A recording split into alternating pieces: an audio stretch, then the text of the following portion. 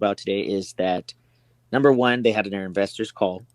But there was, before the investor call, a massive rumor from Fierce Wireless, correct? Linda Hardesty. That's right. We trust these folks, not the analysts that they're just quacking about nonsense. Unbelievable. This was a legitimate scoop, okay? Deutsche Telekom, who is partially owned by the government of Germany, correct? They want to increase their share of their ownership, I should say, of T-Mobile US. Now, this is really interesting because it seems to me that T-Mobile US does not want Deutsche Telekom to increase their share. From that article, it was very evident that there might be some leadership changes if that was to happen. What do you think about this, Sneedman? So the shares that they would be getting would be coming from SoftBank. It would be an estimated 8 to 9% shift away from the SoftBank shares over to the parent company Deutsche Telekom side. That would make them the majority shareholder. And what that does is that puts them in a very powerful position, more so than they are right now, even at 43%. The thing that I don't like, and I have to call a spade, I think what T-Mobile USA has done up to this point has been nothing short of tremendous. They've come in, they've shaken the industry. John gets a lot of credit for the turnaround at the company, a belief in himself, a belief in the company and their direction, the willingness to compete, the willingness to fight and scrap, and then executing the merger, kind of getting that, I call it the Trump administration stimulus, right?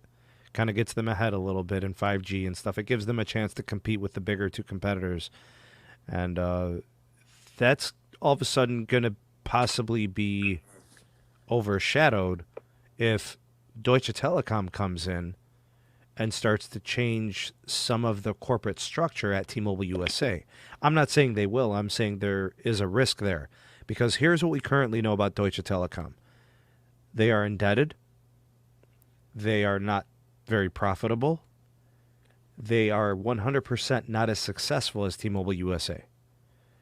What has made T-Mobile USA has been their willingness to compete. Deutsche Telekom in Germany is more like Verizon. They're the more premium carrier, and they're a little bit more expensive, and they don't have growth.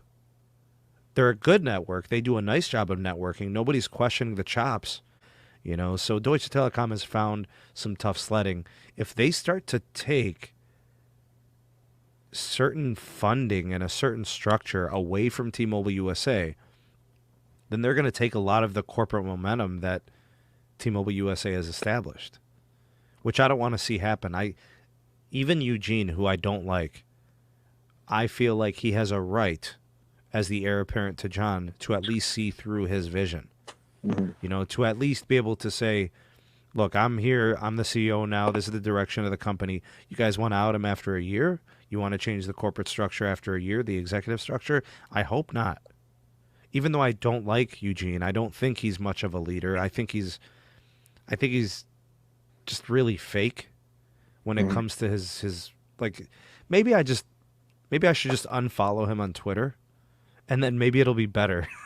So that way I don't have to see all the nonsense. But honestly, it's hard to argue that, you know, their stock price is up, the growth is there, you know, these types of things.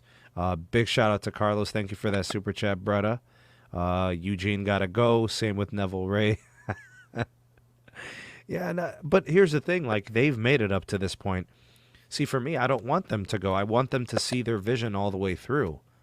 And then at the end of the day, when they leave, we could say, okay, let's reflect on their performance. Like, you know how we reflect about Randall Stevenson? Mm-hmm.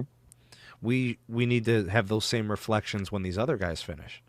You know, Lowell McAdam at Verizon and all these guys, you know, Dan Hesse, Gary Forsey. We look back, the Donovans of the world, you know, we look back and we assess how they did.